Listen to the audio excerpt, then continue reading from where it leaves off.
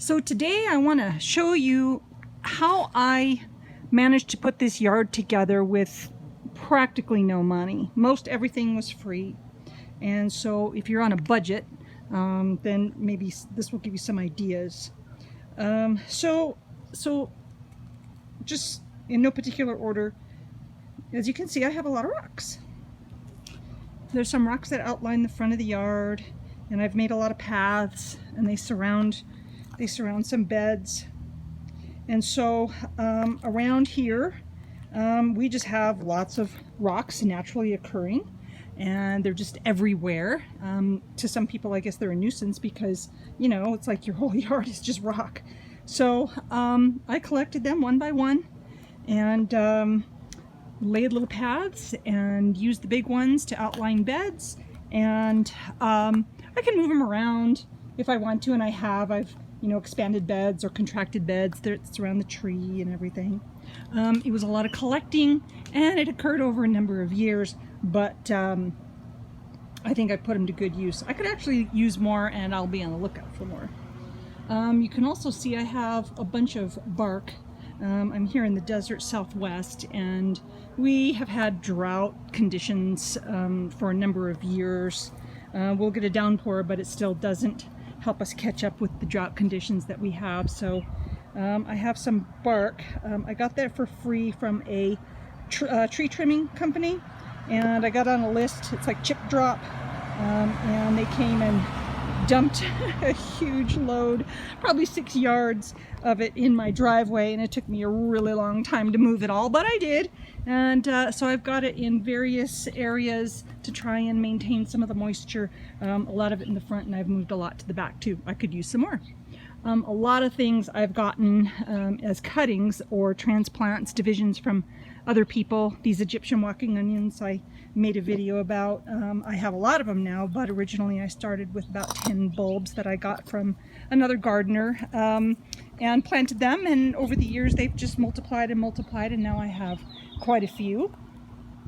Over here I have some spider plant or cleome, and those are native, and I just wildcrafted some seeds, and they come up in this pot every year, and other places too, depending on where the seeds fly. And here is some desert verbena, same thing, and this will bloom twice a year, once in the spring and once in the fall. It's mid-July now, and you can see it's going to seed here, so hopefully it will reseed other places. This here, very interesting plant, that's actually a weed. It's called gopher weed. I don't know what the correct name is, the scientific name, but it's gopher weed. I don't know, it's kind of cute. I think it's interesting looking, and so I mean it grows all over, and if it's where I like it, I leave it, and if it's somewhere I don't like it, I pull it out. I have some irises and some other bulbs here.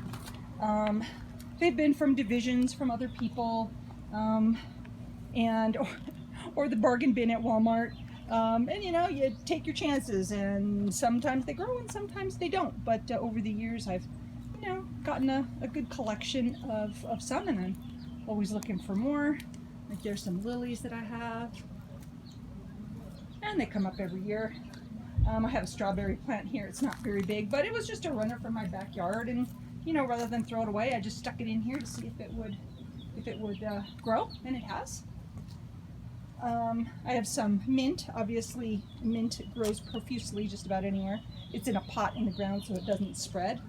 But I have other areas of my yard that I do want it to spread because nothing else grows there. Many things I just got from, seeds, whether that's from a seed swap or seeds from the library. I think a lot of libraries have like a seed bank. You can go and what they call checkout seeds. It's not really a checkout. You go and you pick out seeds, a certain number. We're allowed every year, and and then you can grow things. Originally, you were supposed to grow some things and leave them go to seed, but now they don't do that anymore. But still a really great place to get various seeds. These pots, I will tell you proudly, I got them from a dumpster. Heck, I can see a pot beside a dumpster a mile away. This, I love this vine, and look, it's just growing and growing and growing. That's a sweet potato. It was a sweet potato that was, you know, getting a little dry and rickety in my kitchen, and I put it in dirt, and it took a while, but it came up, and now it's a lovely vine. And more mint, and this maybe needs a little bit of work, but it was broken. I found it, but it was broken, and I glued it back together. It needs a little more paint, probably. Here's some pretty begonias. I found them on the bargain bin rack at Walmart for 75 cents. That was worth it. And pine cones. There was bark when I moved here, but of course, you know, it was kind of thin and degrading. And so I didn't want to go and put a lot of money into new bark. I didn't have the money, and so I went up the street, and somebody had a tree with pine cones, and I asked them if I could take their pine cones, and they're like, yeah, come back anytime you want, because they considered it litter. And I came and took their pine cones away, and I have put them to good use. These have been here for years, and they still look pretty good, and if I need some more, I know where to go pick them up. Here's my stick collection. My kids say that this is the house that kids dare each other to ring the doorbell and run away, because these look like they call them witch sticks. I don't know why they say that. It's just my collection of interesting sticks. Some are curly, and some are straight, and some are feathery, and I don't know, I just like it. And they don't need water. Here's my little piggy statues. I found all of them. Some of them were a little bent, and I had to straighten them out a little bit, but hey, now it's a collection. 3 is a collection, right? All right, so this is getting a little ragged. Okay, maybe more than a little ragged. This is a fake tree. And it's really windy up here, and it's lost quite a few leaves, so I should probably get rid of it. But it did look good for a number of years, and just not now. But you get the idea. Again, it's a fake plant that doesn't need water. Kind of blends in most of the time when you have real stuff. But yeah, this one's looking pretty bad. Here's some of my pansies. It's mid-July. This is very shady all day, but I found a bunch of pansies that were being disposed of by an apartment complex. You know, how they have their decorations in the front, their landscaping in the front. Well, they tore these out when the weather started getting warmer, but I put them in pots, and this one's still going strong, and I have a few others that are still going strong as well. Let's see. I've got, you know, more rocks here, and there's some of those stacking bricks, and some pieces of marble and granite that I got for free off Facebook from a company that puts in countertops and so forth, and these were their scraps. I have more than that. I've got them in various places, and I tried to outline a little bed here.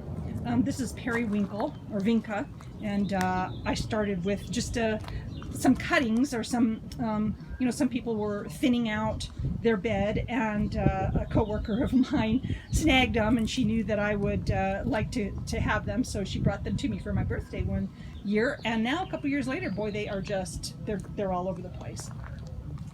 And let's see. Oh, I've got my chairs that I got for free off of Facebook, and I found this little bench beside a dumpster as well, and I've had this outside for a number of years. It's a little rustic, but it's still sturdy. It's okay. And let's see. This rock was here when I bought the house. It's getting a little thin and degraded, so I've been moving it around, and I put in a little path here, more of my bark, and there's some leftover posts that came from the construction of a fence that I have in the back. And some of my bulbs and sunflowers. So I've got this ugly cement brick wall, and then this kind of rickety fence here. I didn't want to have dirt against the wooden fence to degrade it, so I don't know if you can see, but I stuck they're like kitchen plastic trash cans, like you'd have under your sink, and I stuck a hot screwdriver through the bottom to create drainage, and they're like big flower pots, and so, you know, I've got some sunflowers and some daisies and some, this is like a native Russian, they call it Russian sage, to you know, kind of grow in between and hide the ugly fences. There's a grapevine. There's a grapevine, and I got that as a cutting from someone. I got 4 of them. This is the only one that survived, but in a year or so, I might start getting some grapes. Let's see, again, some long granite or marble pieces that I just got from the counter manufacturer, and just use them to outline this path. This was a shipping crate that weights came in, and obviously it's, you know, it's a little rustic also, but I've had it here for several years, and I put a coat of outdoor paint on it, and it's still holding up. I mean, it'll last as long as it lasts. A basket, that basket, the bottom fell out, so I just use it kind of as a decoration. Oops, had a little problem here. The wind knocked over this plant. Hollyhocks. They're a little worse for wear now, but I mean, they just go to seed, and they come up where they like. I found that little rose bush in a dumpster as well. It was on its last legs, but as you can see, it's perked up. Furman's Red Autumn Sage. I actually found a tiny little one growing like in my side yard, and it was going to get trampled. And so I pulled it up. It was like 2 inches tall, and that was it. And I pulled it up and I planted it here, and as you can see, it's doing fine.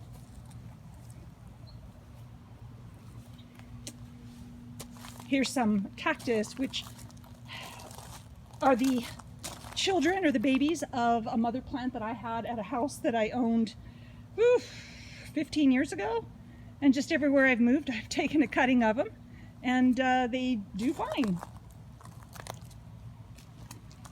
Here's some little pieces of flagstone. I got those for free off of, it was Facebook or Craigslist, one of those. Somebody was getting rid of them. They're not really good for walkways, so they were just getting rid of these little tiny pieces. More gopher weed that kind of hides some damage that was done from the tree roots that I have here. And under here, some more cement bricks, and I just kind of made a little raised bed here, and then covered the top with the red brick. And it's not set in cement or anything like that, so I could move it if I wanted. These pots here, this one and this one, it flanks my sidewalk and the path that goes to my door. Those are just the black pots that like trees come in from Lowe's or Home Depot. And I scratched them up a little, and I put a coat of outdoor paint on them, and they've been here for at least 5 or 6 years, and they still look pretty good. I haven't even needed to touch them up yet. Excuse me.